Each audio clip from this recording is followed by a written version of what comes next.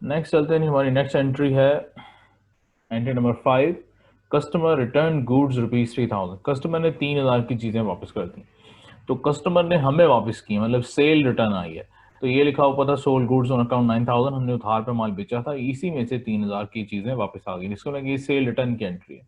तो हमारे पास ये सेल रिटर्न की, अभी हमने एक सेल की एंट्री की थी, उसी को हमें क्या करना होगा, रिवर्स करना होगा। तो रिवर्स करने के लिए क्या करते हैं हम, सेल्स अकाउंट क्रेडिट है तो उसको हमें डेबिट करना होगा। उसको डेबिट करने का तरीका ये है कि आप लिखेंगे sales returns account. Sale account को डेबिट करने की बजाय एक अकाउंट बनाया जाएगा सेल्स रिटर्न अकाउंट, जो बाद में ऑटोमेटिकली रीएडजस्ट हो जाता है सेल्स अकाउंट में ही, लेकिन यहाँ पे हम सेल्स रिटर्न अकाउंट को डेबिट करेंगे। और क्रेडिट किसे करेंगे कि हम सेल की एंट्री को रिवर्स कर रहे हैं, तो जो उसमें आपने अकाउंट्स पे रिसीवेबल डेबिट किया हुआ था वो हम यहाँ पे क्रेडिट कर देंगे। ये इसलिए भी कि हमारे अकाउंट रिसीवेबल में कमी आ रही है, तो जब भी हमारे एसेट में कमी आए हम एसेट को क्रेडिट कर देते हैं। Being returned goods by customer, तो इसकी अमाउंट यहाँ पे हम दर्ज करेंगे 3000 डेबिट एंड 3000 क्रेडिट। ये हमारी ये वाली एंट्री मुकम्मल हो गई, ये एंट्री नंबर 5 है। उसके बाद ये नेक्स्ट चलते हैं, नेक्स्ट एंट्री है 6 number, received cash ₹5000 from credit customers. Credit customer से हमने 5000 रिसीव किया, तो कैश हमने अगर रिसीव किया तो हमारे कैश में इजाफा हो गया। अगर कैश में इजाफा होगा तो कैश को डेबिट किया जाएगा। और हमने रिसीव कहाँ किया है, किससे किया है, कस्टमर से, तो कस्टमर का अकाउंट हमने डेट लिखा हुआ है पहले डेबिट साइड पे। ये जब हमने अकाउंट रिसीवेबल को डेबिट किया था तो उस वक्त हमने कस्टमर अकाउंट लिखा था कि हमने इससे ये 9000 रुपीज लेने हैं। तो अगर हमें ये कैश अब मिल गया है तो इसको मतलब कि इस अकाउंट में कमी आ गई।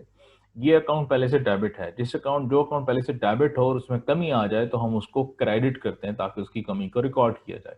अब हमें कैश रिसीव हुआ है तो हमें क्या करना है कि कैश अकाउंट को डेबिट करना है और क्रेडिट करना है उसी कस्टमर अकाउंट को to account receivable. Account receivable चूंकि उसमें कमी आ गई है तो हमें इसे क्रेडिट करना होगा।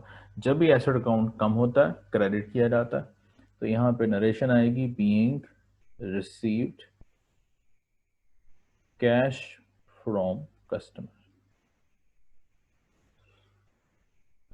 इसकी जो अमाउंट है वो अमाउंट हम यहाँ लिख देंगे डेबिट और क्रेडिट साइड पे कि हमने जो रिसीव किए हैं वो 5000 हैं, 5000 डेबिट एंड 5000 क्रेडिट।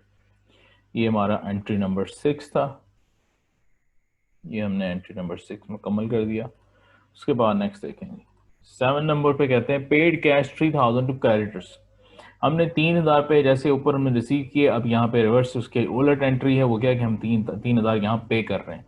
तो अगर आप कैश पे कर रहे हैं तो कैश आपका कम हो रहा है तो कैश क्रेडिट किया जाएगा।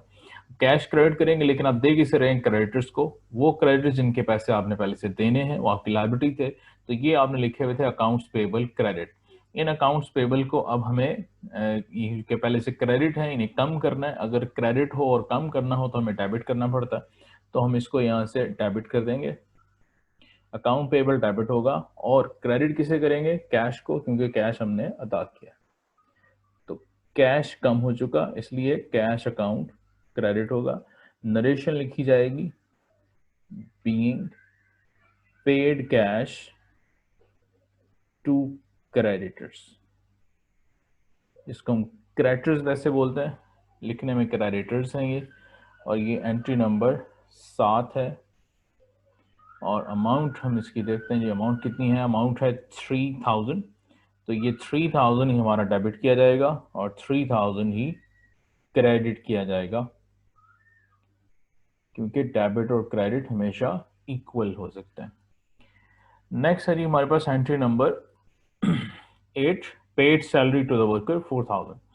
सैलरी हमारे एक्सपेंसेस होते हैं और एक्सपेंसेस हमेशा डेबिट किए रहते हैं, जब भी बढ़ेंगे, जब भी बढ़ते हैं एक्सपेंसेस हम उनको डेबिट करते हैं। सैलरी के एक्सपेंस है इसलिए सैलरी अकाउंट को डेबिट करेंगे। और पेड से मुराद है कि हमने 4000 कैश दिया है, कैश हमारा कम हो गया है इसलिए कैश को क्रेडिट किया जाएगा। तो एंट्री ये बन जाएगी salaries account debit to cash account credit. और इसकी नरेशन क्या बनेगी जी?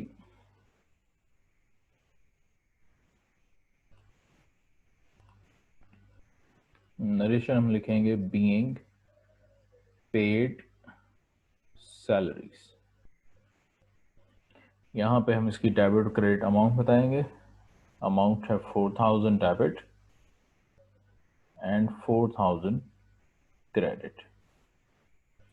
ये हमारी एंट्री नंबर 8 था। इसके बाद entry number 9, paid personal expenses of owner 8000। जब हम ऑनर के खर्चे पे करते हैं तो वो खर्चे बिजनेस के नहीं होते। तो ऑनर जब बिजनेस से अपने खर्चे पूरे करता है तो इसको हमें पता है कि ऑनर बिजनेस से कैश ले रहा। तो हमें सिर्फ यही मालूम है कि ऑनर बिजनेस से कैश ले रहा, तो हम इसको ड्राइंग्स कहते हैं।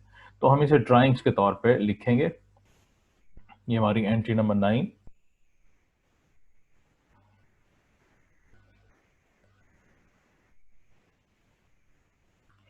तो ड्राइंग्स जब भी हम बिजनेस से ली जाती हैं, जो चीज लेके जाए ऑनर उसको हम क्रेडिट कर देते हैं और ड्राइंग्स अकाउंट को डेबिट करते हैं। बेसिकली ये जो ड्राइंग्स अकाउंट है ये कैपिटल की डिडक्शन का नाम है, कैपिटल अकाउंट में कमी आ रही है। तो आप जानते हैं हमने जब भी कैपिटल वसूल किया है बिजनेस में तो कैपिटल अकाउंट को हमने यहाँ पे क्रेडिट किया। अब इसमें कमी करनी है, इसमें कमी करनी से डेबिट करना होगा। लेकिन कैप्शन क्या बनाया जाता है कि कैप्शन ये है कि इसको अलग से एक अकाउंट बना दिया जाए जिसका नाम है ड्राइंग्स, जिसमें मालिक बिजनेस से कुछ पैसे ले लेता है। तो ड्राइंग्स अकाउंट डेबिट कर देंगे और जो कुछ मालिक ने बिजनेस से लिया है वो हम क्रेडिट करते हैं। यहाँ पे कैश लिया है लिहाजा हम कैश अकाउंट को क्रेडिट कर देंगे।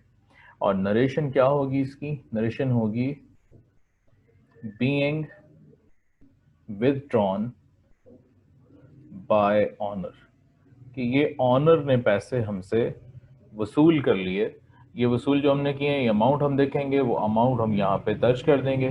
अमाउंट है यहाँ पे 8000, तो 8000 ही डेबिट किया जाएगा।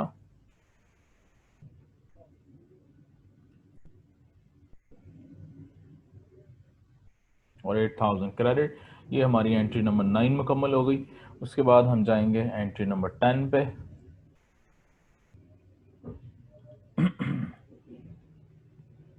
ये हमारी एंट्री नंबर 10 होगी।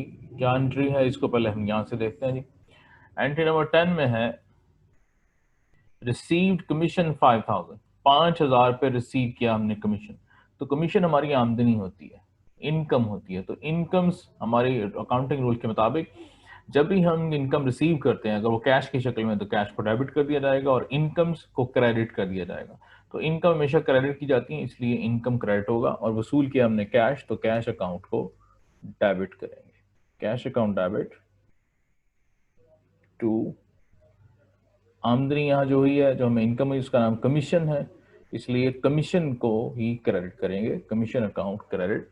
नरेशन होगी यहाँ पे being received cash as commission, कि हमने कैश कमीशन के तौर पर रिसीव किया है। और इसकी अमाउंट डेबिट और क्रेडिट की ये हम यहाँ दर्ज करेंगे। ये है जी 5000, 5000 ही डेबिट करेंगे और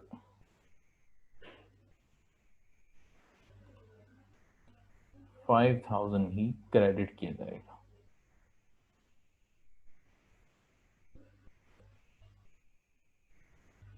जी ये हमारा क्वेश्चन जो है जनरल का ये हल हो गया, बिजनेस जनरल, जिसमें हमने तमाम एंट्रीज को दर्ज कर दिया है।